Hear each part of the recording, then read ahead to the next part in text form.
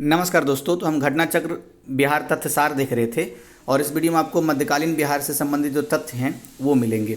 Video बनाने का उद्देश्य कम समय में ज़्यादा से ज़्यादा फैक्ट का रिवीजन करना है। तो पहला जो पॉइंट है वो है बिहार में इस्लामिक सत्ता का प्रवेश। बख्तियार खिलजी ने 1193 से 1206 के मध्य बिहार व बंगाल पर आक्रमण कर विजित किया। वह कुतुबुद्दीन ऐबक का सैन्य कमांडर था। 1206 में उसकी मृत्यु हो गई। तो क्वेश्चन बन सकता है कि बख्तियार खिलजी कौन था? तो कुतुबुद्दीन ऐबक का सैन्य कमांडर था। नेक्स्ट पॉइंट है 1225 में इल्तुतमिश ने बिहार पर आक्रमण किया। इल्तुतमिश ने मलिक जानी को बिहार में अपना पहला सूबेदार नियुक्त किया। तो इससे क्वेश्चन बन सकता है कि इल्तुतमिश ने बिहार में सबसे पहला अपना पहला सूबेदार किसे नियुक्त किया? तो मलिक जानी को किया था। नेक्स्ट, बिहार पर तुर्कों का वर्चस्व 1324 में गयासुद्दीन तुगलक के आक्रमण के बाद कायम हुआ। बिहार के तिरहुत क्षेत्र का विलय मोहम्मद बिन तुगलक के काल में किया गया। इसका नाम तुगलकपुर रख दिया गया। नेक्स्ट पॉइंट, 1398 से 99 में तैमूर के आक्रमण ने दिल्ली सल्तनत को व्यापक क्षति पहुंचाई। इसके परिणाम स्वरूप बिहार में वर्चस्व के लिए जौनपुर और बंगाल के शासकों में प्रतिस्पर्धा शुरू हो गई। तो क्वेश्चन ऐसे बन सकता है कि बिहार में वर्चस्व के लिए किन दो शासकों के बीच प्रतिस्पर्धा शुरू हुई? तो जौनपुर और बंगाल। नेक्स्ट देखते हैं 1495 से 96 के आसपास सिकंदर लोदी ने दरिया खान नुहानी को बिहार का राज्यपाल नियुक्त किया। तो क्वेश्चन इससे क्या बनेगा कि सिकंदर लोदी ने बिहार का राज्यपाल किसे नियुक्त किया? तो दरिया खान नुहानी को। ये देखिए ये नाम है। नेक्स्ट, 1526 में बाबर ने पानीपत के युद्ध में इब्राहिम लोदी को परास्त किया। इसके बाद दरिया खां के पुत्र बहार खां ने बिहार में स्वतंत्र रियासत की घोषणा कर दी। नेक्स्ट, शेरशाह से संबंधित तथ्य है। तो शेरशाह का जन्म 1472 ईस्वी को, कुछ विद्वानों के अनुसार 1486 ईस्वी को, मतलब कि एक मत नहीं है विद्वान शेरशाह के जन्म को लेकर के। बचपन का नाम शेरशाह का फरीद था। पिता का नाम हसन खां था जो सासाराम के जागीरदार थे। शिक्षा इन्होंने जौनपुर में ली। वही जौनपुर जो जौनपुर और किन दो रियासत के बीच बिहार के पर वर्चस्व को लेकर के संघर्ष शुरू हुआ था?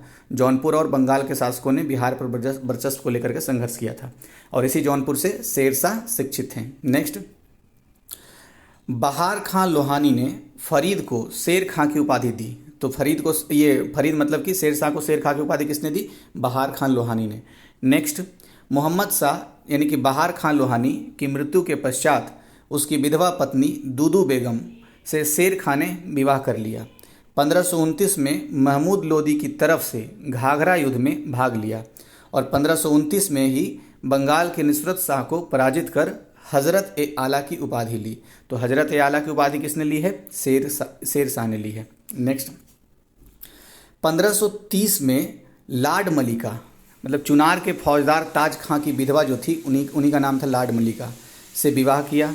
किसने? ये किसके बारे में चल रहा है? सब शेर खां के बारे में चल रहा है, मतलब शेरशाह के बारे में। नेक्स्ट, 1534 ईस्वी में सूरजगढ़ के युद्ध में बंगाल के महमूद शाह को पराजित किया। 1539 में चौसा के युद्ध में हुमायूं को पराजित कर शेरशाह की उपाधि ली। तो शेरशाह की उपाधि शेर खां ने किसको पराजित करके लिया था?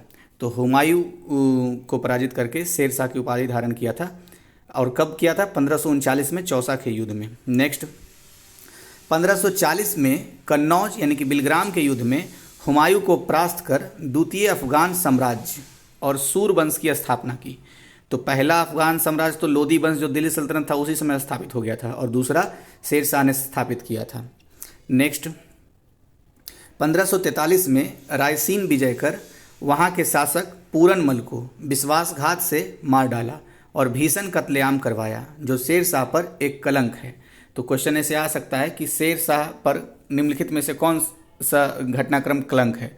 तो रायसीन विजय का जो घटनाक्रम है वो शेरशाह के मतलब जीवन पर एक तरीके से कलंक है। नेक्स्ट, 1544 में मारवाड़ विजय किया किसने? शेरशाह ने। 1545 में कालिंजर अभियान में घायल होने के कारण उनकी मृत्यु हो गई। तो क्वेश्चन यहाँ से बन सकता है कि किस अभियान के तहत शेरशाह की मृत्यु हुई? तो कालिंजर अभियान के तहत। और कब हुआ था ये? 1545 में। नेक्स्ट, शेरशाह ने अपने साम्राज्य को सरकारों में विभाजित किया था। आरंभ में 47 सरकारें थी यानी 47। बंगाल विजय के बाद उसे 16 सरकारों में विभाजित किया।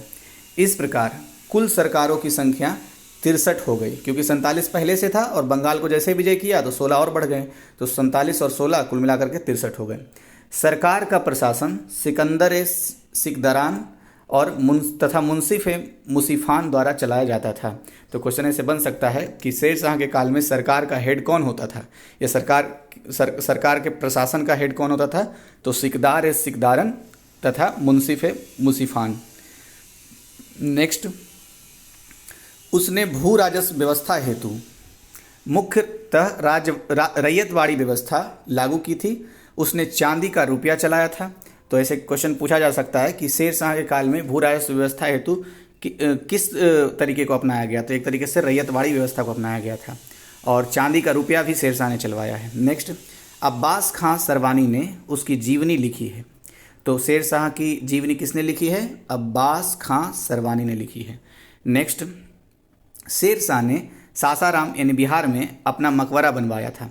यह मकबरा एक कृत्रिम झील के मध्य अष्टकोणीय आकार में लाल बलुआ पत्थर से बना है। तो क्वेश्चन यहाँ से आ सकता है कि शेर शाह का मकबरा सासाराम में किस आकार में बना है? तो अष्टकोणीय आकार में बना है, और किस पत्थर का प्रयोग क्यों हुआ है? तो लाल बलुआ पत्थर का प्रयोग हुआ है। नेक्स्ट, उसके बाद उसका पुत्र जलाल खां इस्लाम शाह के नाम से शासक बना। तो शेर शाह का उत्तराधिकार कौन था? इस्लाम शाह। उसका नाम था वैसे जलाल खां, लेकिन उसने इस्लाम शाह के नाम से उसका उत्तराधिकार किया। नेक्स्ट, मतलब प्राप्त किया। 1574 से 75 में बिहार पुनः मुगल साम्राज्य में शामिल हो गया। औरंगजेब ने अजीम उस शान को बिहार का सूबेदार बनाया। उसने पटना का नाम अजीमाबाद कर दिया था। तो यहाँ से क्वेश्चन बन सकता है कि पटना का नाम अजीमाबाद किसने कर दिया? तो आप बताइए कमेंट बॉक्स में किसने कर दिया, अभी तो पढ़ाऊँ। नेक्स्ट, फारुखसियर का राज्याभिषेक पटना में हुआ। तो क्वेश्चन ऐसे बन सकता है कि मुगल साम्राज्य से संबंधित फारुखसियर का राज्याभिषेक कहाँ हुआ है? तो पटना में। नेक्स्ट है, 1701 में औरंगजेब ने मुर्शिद कुली खां को बंगाल, बिहार, उड़ीसा के सूबेदार नियुक्त किया था। उसने 1704 में बंगाल की राजधानी ढाका से मुर्शिदाबाद स्थानांतरित कर दिया। तो क्वेश्चन ये आ सकता है कि ढाका से मुर्शिदाबाद स्थानांतरित बंगाल की राजधानी किसने किया था? तो मुर्शिद कुली खां ने। नेक्स्ट, गिरिया के युद्ध के बाद अली वर्दी खां नवाब बना। वह अंतिम शक्तिशाली नवाब था। हम नेक्स्ट पॉइंट देखते हैं।